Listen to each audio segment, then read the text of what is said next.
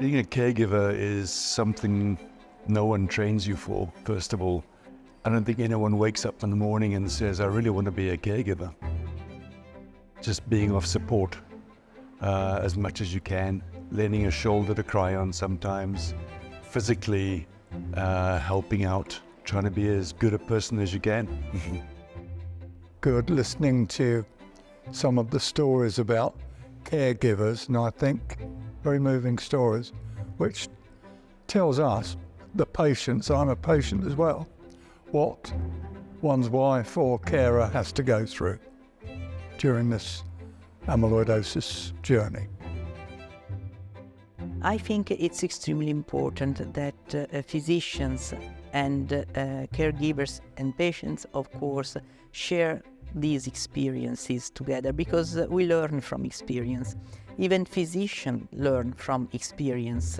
You get used to see some type of patients and you continuously increment your knowledge about how to deal the disease, how to manage the patients. And so we need to understand what caregivers can provide from their perspective to implement our ability to care the patients and the caregiver themselves. They have a big role that make them at risk of physical problems and emotional problems as well.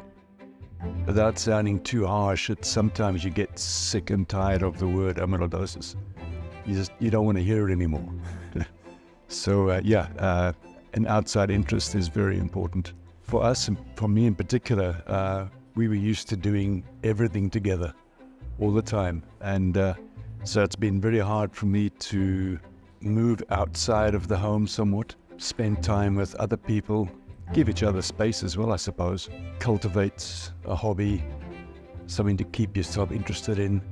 I think the emotional part is the psychological and mental well-being is something that comes out continuously, and I think we all need to implement an approach to that, and I hope in the future meeting we will be able to have more sessions devoted to these aspects.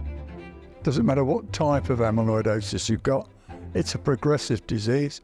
So, I can't do what I did 4 years ago. My wife helps me an awful lot, more and more as time goes on. Learning from other people as well, particularly in the caregiving section there. Just to hear other people's stories, I think, nah, I'm not the only one.